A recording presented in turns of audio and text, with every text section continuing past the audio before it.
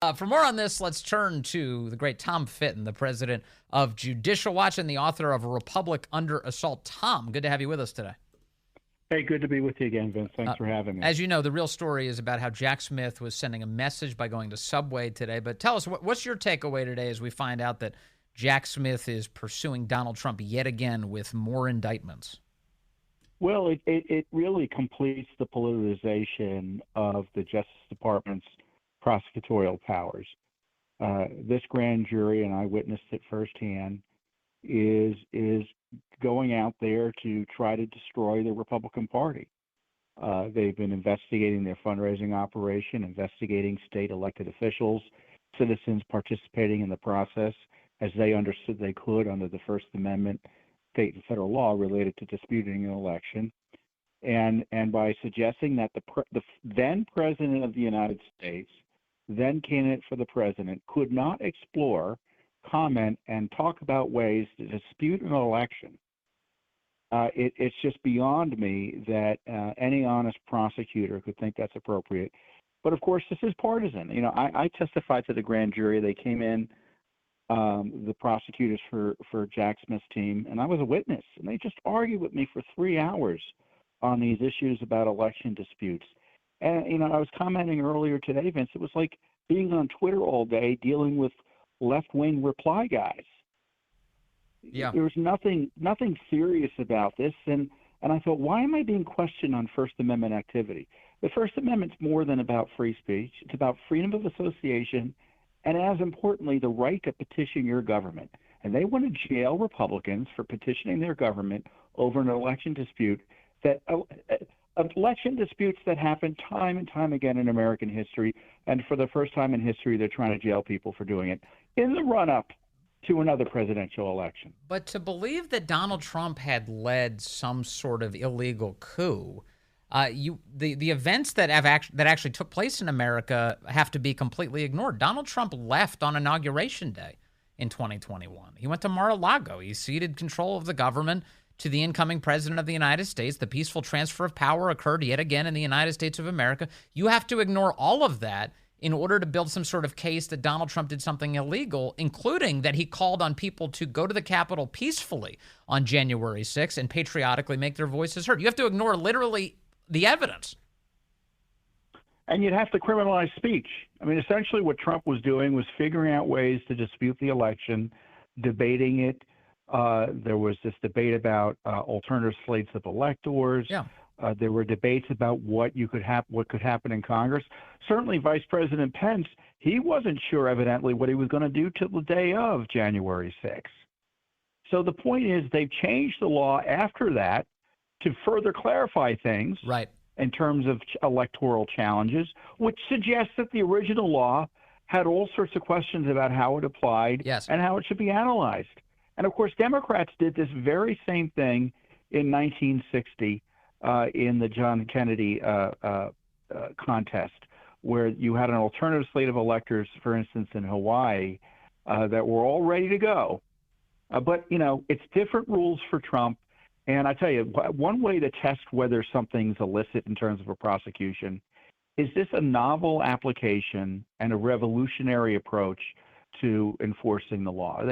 Are they indicting and criminalize something for the first time in history? Yes. And that's happened with Trump time and time again by Democratic politicians in multiple jurisdictions.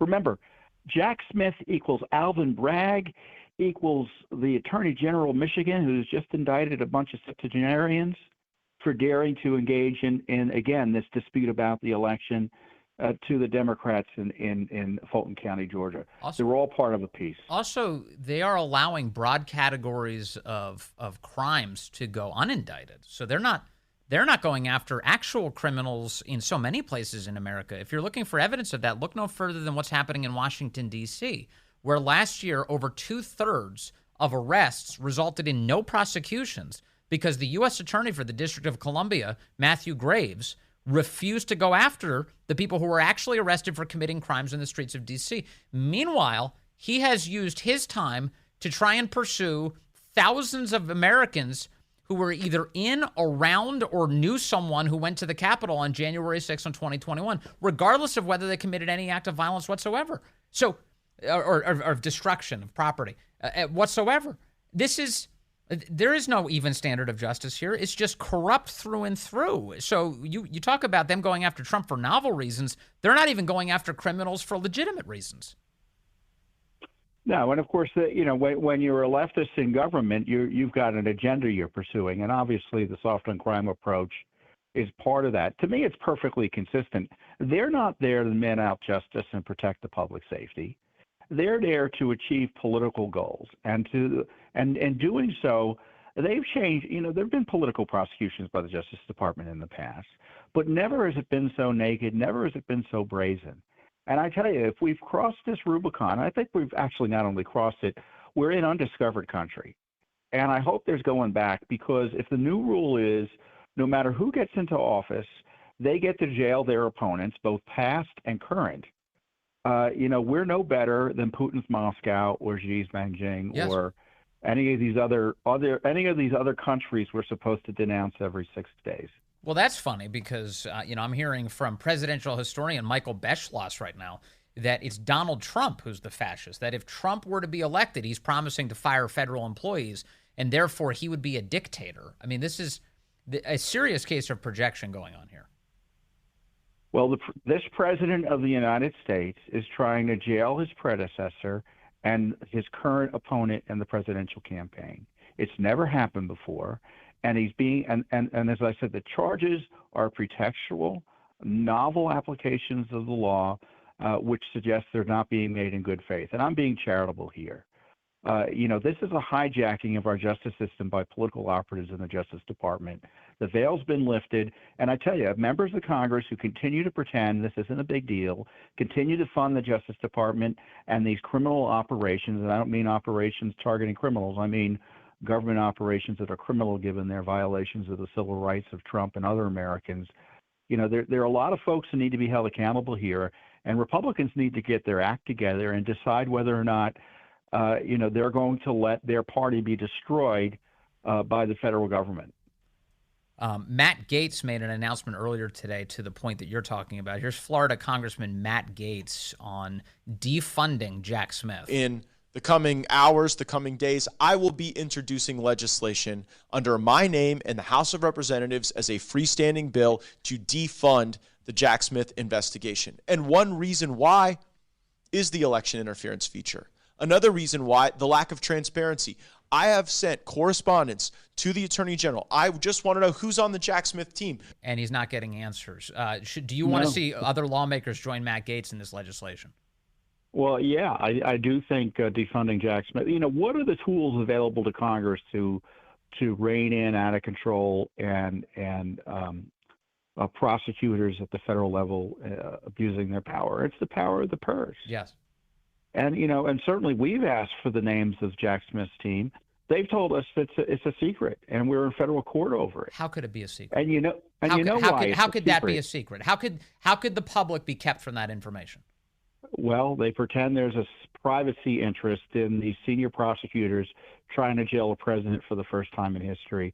And we all know why they want to keep it secret, because almost certainly their Democrats are connected to Democrats, donors to Democrats, or activists from the left. And yes, they don't want that coming out to further undermine their Get Trump jihad. At least one of them, the ABC News cobbled together a list of some of the people they know are on the team. And at least one of the men is a Biden donor. He donated to Joe Biden in 2020. He's on Jack Smith's team. And again, this is in a normal country, that person would have to recuse himself from such an investigation. And yet here he is, a primary player in the persecution of Joe Biden's top political opponent. And in the end, it's Joe Biden's problem, right? Or it's his responsibility.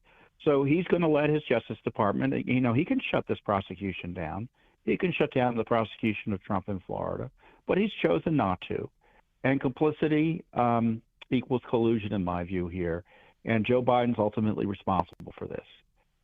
So Jack Smith wouldn't be able to do it. Garland wouldn't be able to do it if Biden didn't say, you go ahead and you prosecute my opponent, as if that's normal, as if that doesn't have international ramifications. What does Putin think? What do our allies think when they see the leading candidate for the presidency being threatened with arrest again? They recognize it, but they don't recognize it as the American way. They recognize it as, oh, well, America's lost its way.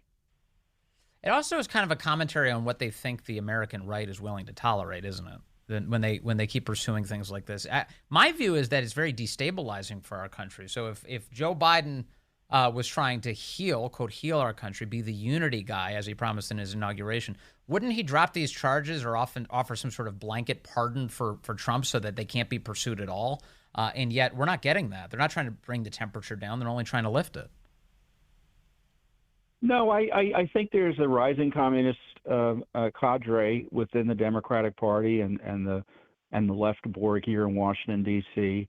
And so the typical rules of behavior, respect for our separation of powers and the Constitution and the civil rights of your political opponents, all of that, they don't feel any need to follow or pretend to follow those rules anymore. So I think these are dangerous times for our republic, and I just hope cooler heads prevail. Yes. Because this is how you lose a republic. No question. We don't want to turn into, I don't know. I can't think of a comparable major power that does this other than China and Russia. I really can't. Yes, and those of us who want to see our republic defended should stand up for it, I think, because it's worth preserving and keeping. And boy, these guys can't be thrown out of office soon enough. Tom Fitton, really appreciate your time today, as always. Thank you so much for joining us today, sir. You're welcome, Vince. Thank you. Tom Fitton of Judicial Watch.